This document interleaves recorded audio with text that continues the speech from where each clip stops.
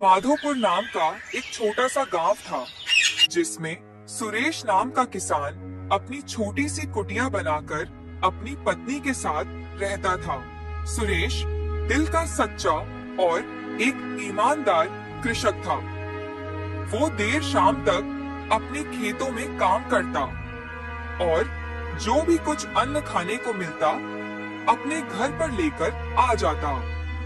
बस भाग्यवान, खेत में जितना भी खरपतवार था वो मैंने एक एक करके सारा हटा दिया है। अब बस बारिश का इंतजार है। पता नहीं ये भगवान कब बरसेगा। आप भी ना छोटी छोटी बातों की टेंशन लेने लग जाते हो। आपकी मेहनत जरूर रंग लाएगी। सुरेश की मानो भगवान सुन ही लेता है और उसी रात जोरदार बारिश होने लगती है। अगली सुबह सुरेश अपने दोनों बैलों और हल को लेकर खेतों की ओर निकल जाता है।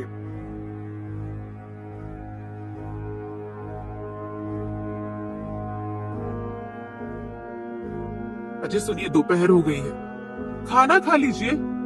बस पूरे दिन काम काम, कुछ अपना भी ख्याल रखिए। सुरेश दोपहर का खाना खाकर फिर अपने काम पर लग जाता है और शाम होते होते पूरा खेत जोत देता है।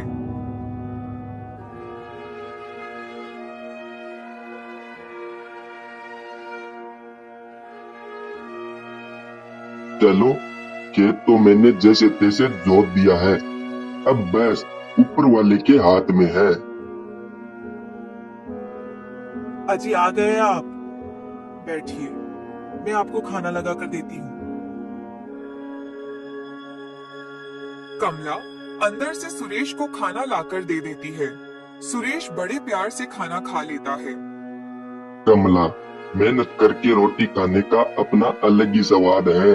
अरे ये बातें छोड़िए, आप पिछली बार की तरह वो साहूकार हमारा पूरा धान ले जाएगा, क्योंकि हमने अभी तक उसका ब्याज नहीं चुकाया है। मेरे भाग्यवान, आगे का आगे देखेंगे। बस कुछ ही दिन की तो बात है, फिर मैं भी खेती के साथ साथ कोई अच्छा सा व्यापार कर लूंगा। कुछ महीनों के बाद सुरेश की पूरी फसल पककर तैयार हो जाती है। सुरेश सारी फसल को बैलगाड़ी में लाद कर खुशी खुशी अपने घर की तरफ रवाना हो जाता है। वो जैसे ही घर पहुंचता है तभी उस गांव का साहूकार वहां पर आ जाता है। वाह, क्या बात है सुरेश, इस बार फसल अच्छी हुई है। चल एक काम कर, सारा धान मुझे दे दे, मैं तेरा सारा ऋण चुकता कर दूंगा। नहीं साहूकार जी, अगर मैंने सारा धान आपको दे दिया तो फिर हम क्या खाएंगे? अच्छा नमक हराम, मेरा पूरा ब्याज तो तू खा गया, उससे तेरा पेट नहीं भरा, और क्या तू मुझे खाएगा? बाहर शोर शराबा सुनकर सुरेश की पत्नी बाहर आती है। साहूकार जी, हम धान बेचकर आपका पूरा ब्याज चुका देंगे। इन्होंने बहुत मेहनत करी, इस बार हमें माफ कर दीजिए। माफ कर दूं, वो भी तुम लोगों को? क्यों, मैंने माफी की दुकान खोल रखी है? मुझे नहीं पता। मैं इस बार तुम्हारा पूरा धान ले जाऊंगा। तुम लोगों को बहुत दिन हो गया है आराम का खाते खाते। ऐसा बोलकर साहूकार पूरा धान बैलगाड़ी में लदाकर वहां से चला जाता है।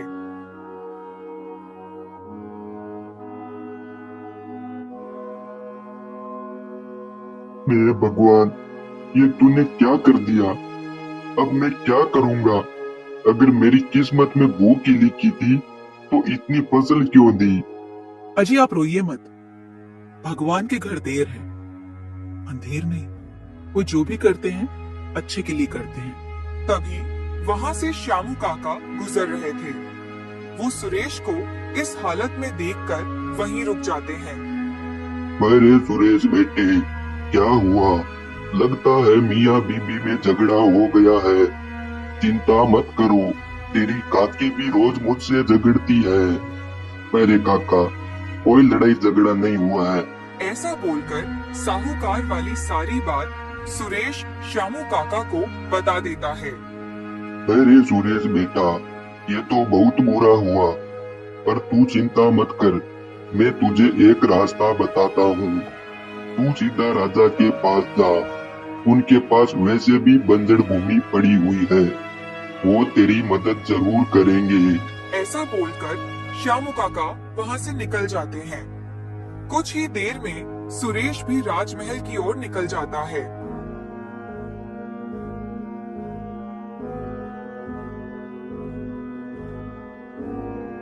चलते चलते उसे राजमहल पहुंचने में पूरा एक दिन लगा। अरे कौन हो मुसाफिर? इस राज्य में पहले तो हमने तुम्हें कभी नहीं देखा। महाराज, मैं इस राज्य का एक छोटा सा किसान हूँ। ऐसा बोलकर सुरेश बेचारा वहाँ पर ही रोने लगता है। अरे भाई, रोने से समस्या का समाधान नहीं निकलेगा। तुम खुलकर बताओ, तुम्हारे साथ ऐसा क्या हुआ है जो तुम्हें रोना आ गया? राजा भानु प्रताप की बात सुनकर सुरेश उस नरभक्षी साहूकार की पूरी पोल खोल देता है।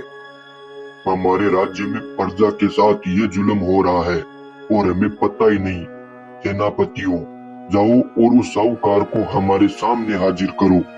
उसको बहुत दिन हो गए प्रजा का खून चूसते हुए। राजा का आदेश सुनकर सेनापति तुरंत उस साहूकार को पकड़ने के लिए वहाँ से निकल जाते हैं। महाराज, मैं चाहता हूँ आपकी बंजर भूमि पर मैं इस बार खेती करूँ। वाह, ये तो बहुत खुशी की बात है, लेकिन वो भूमि कई सालों से बंजर पड़ी हुई है। मुझे नहीं लगता उसमें फसल अच्छी होगी। महाराज, मैं उसको फसल के योग्य बनाऊंगा। मेहनत देखकर पहाड़ भी अपने घुटने टेक देता है। ये तो बंजर भूमि है। राजा भानु प्रताप सुरेश की बातें सुनकर काफी ज्यादा खुश हुए। ठीक है, तुम मेरी बंजर भूमि पर निर्भय होकर खेती कर सकते हो और तुमसे कुछ नहीं लिया जाएगा। ऐसा समझ लेना, वो खेत तुम्हारा ही है। अगले दिन सेनापतियों ने साहूकार को बंदी बनाकर राजा के सामने पेश कर दिया। आइए आइए साहूकार जी, आपकी हमने बहुत चर्चा सुनी है। लगता है गरीबों का खून पिए बगैर आपका पेट नहीं भरता है। महाराज, मुझे माफ कर दीजिए। मैं सुरेश को सारा दान लौटाने को तैयार हूँ और उसका पूरा ब्याज ही रफा दफा कर दूंगा। नहीं नहीं साहूकार जी, आज आप सुरेश को सब कुछ लौटाने को तैयार हो, फिर आपको आजाद छोड़ दिया जाए तो आप किसी राकेश को परेशान करोगे। वो कहते हैं ना, एक चिंगारी पूरे समाज में आग लगा देती है। सेनापतियों, खड़े खड़े मेरा मुंह क्या देख रहे हो? ले जाओ इस नरभक्षी साहूकार को और बंद कर दो कारावास में। राजा की आज्ञा पाते ही सेनापति साहूकार को वहाँ से ले जाते हैं और गुप्तीय कारावास में डाल देते हैं। अब सुरेश भी राजा की आज्ञा पाते ही राजमहल से निकल गया था।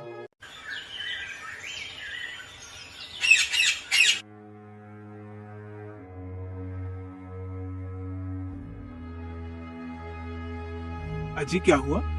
आज तो काफी ज्यादा खुश लग रहे। अरे खुशी की तो बात है कमला। अब राजा के खेत में हम खेती बाड़ी करेंगे और उस साहूकार को भी राजा ने कारावास में डाल दिया है। अब हमारा दान कोई नहीं ले जाएगा।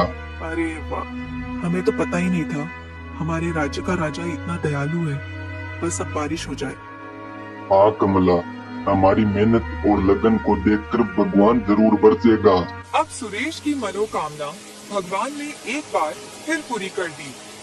उसी रात जोरदार बारिश हुई और मानो पूरी रात बारिश रुकने का नाम ही नहीं ले रही थी।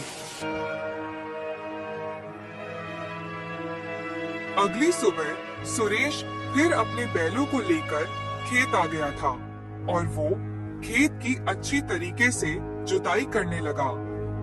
तभी अचानक उसके दोनों बैल एक जगह पैर थाम लेते हैं। अरे क्या हुआ मेरे मोहन और सोवन? जल्दी चलो, हमें और भी तो काम करना है। मुझे लगता है जमीन में कोई चीज ने मेरे हल को जकड़ लिया है। मुझे यहाँ पर खोद कर देखना चाहिए। आखिर ऐसी क्या चीज है जो मेरे मोहन और सोवन को रोक रही है? सुरेश वहाँ पर खुदाई करने लगा और वो देखता है कि वहाँ पर तो एक सोने का घड़ा निकला है। ये देखकर सुरेश जल्दी उस घड़े को उठाता है और सीधा अपने घर की ओर निकल जाता है।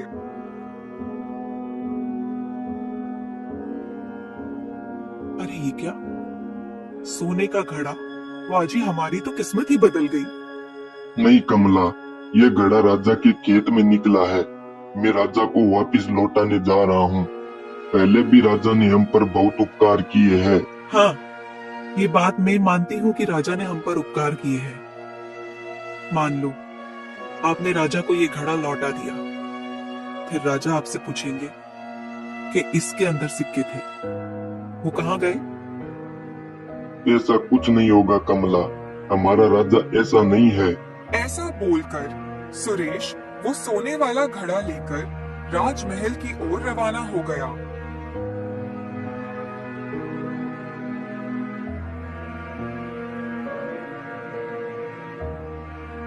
महाराज, मैं जब जुताई कर रहा था तो आपके खेत में मुझे ये सोने का घड़ा मिला है।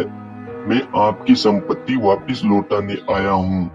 सुरेश, घड़ा मिला है वो तो ठीक है, लेकिन इसके अंदर कुछ न कुछ तो जरूर निकला होगा। वो कहाँ पर है? नहीं महाराज, ये घड़ा बिल्कुल खाली था और जैसे था वैसा मैं आपको लौटाने आया हूँ। अब सुरेश सोचने लगा कि मेरी पत्नी ने सही कहा था, लेकिन मैं ही मूर्ख था। क्या सोच रहे हो सुरेश? जरूर इसके अंदर सोने के सिक्के निकले हैं।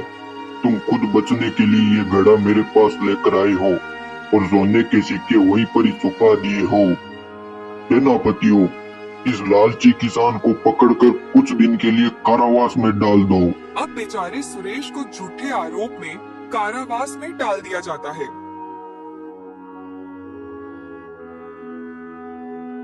काश मैंने अपनी पत्नी की बात मान ली होती तो आज ये दिन मुझे देखना नहीं पड़ता। ये सब बोलते हुए सुरेश को राजा भी सुन लेता है। उन्होंने किसान से पूछा कि वो ये सब क्यों कह रहा है। तब सुरेश ने राजा को पूरी बात बताई। राजा को अपनी गलती का एहसास हुआ और सुरेश को तुरंत कारावास से बाहर कर दिया।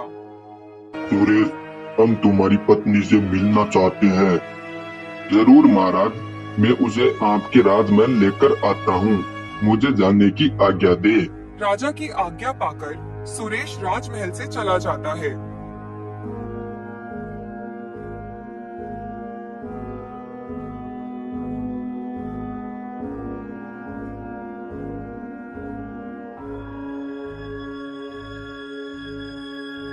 कमला से बातें करने के बाद राजा को पता चल गया था कि वो कितनी बुद्धिमान है।